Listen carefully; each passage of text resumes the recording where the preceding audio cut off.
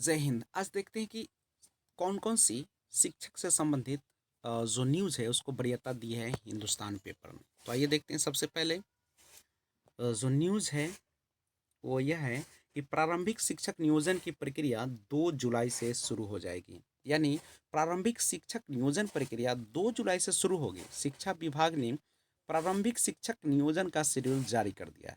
जिन नियोजन इकाइयों में दिव्यांगजन अभ्यर्थियों के आवेदन प्राप्त नहीं हुए हैं, उस नियोजन इकाई में पूर्व से तैयार मेधा सूची का अनुमोदन नई गठित परामर्शी समिति द्वारा किया जाएगा।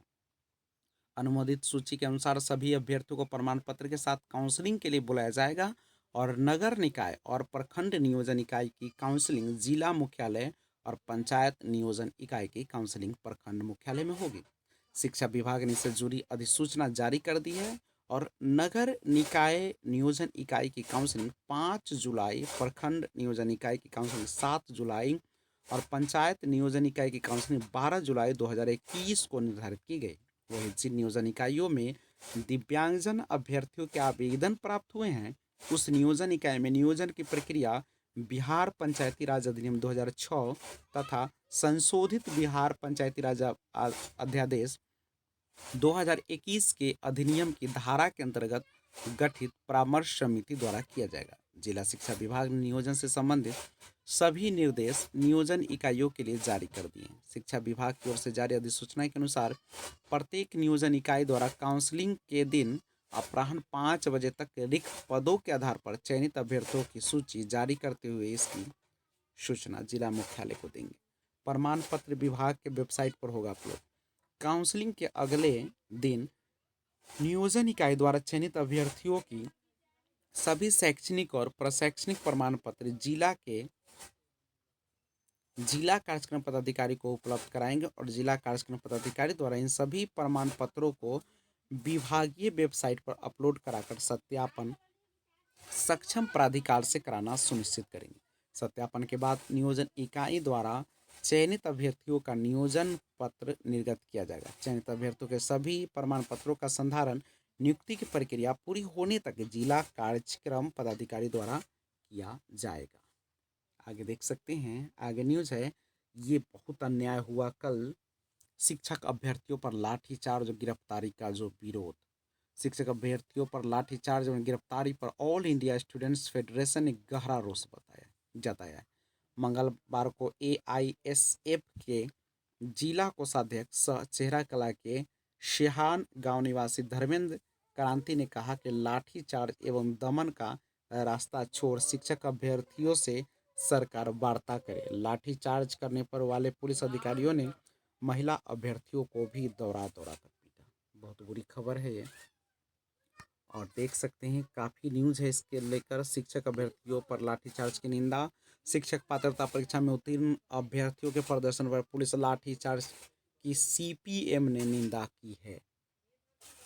और आगे न्यूज़ है, STT अभ्यर्थियों का हंगामा और लाठीचार्ज। जी 16 गिरफ्तार, 250 से ज़्यादा ज्ञात अभ्यर्थियों पर केस। माध्यमिक शिक्षक पात्रता परीक्षा STT 2019 में उत्तीर्ण अभ्यर्थियों ने अलग अलग मांगों को लेकर मंगलवार की सुबह जमकर प्रदर्शन किया और अभ्यर्थी जल्द से जल्द सुनिश्चित नियुक्ति की मांग को लेकर शिक्षा मंत्री विजय चौधरी के आवास का घेराव करने पहुंच गए। इसी बीच सचिवालय इको पार्क के पास भारी संख्या में पुलिस बल ने उन्हें रोक दिया।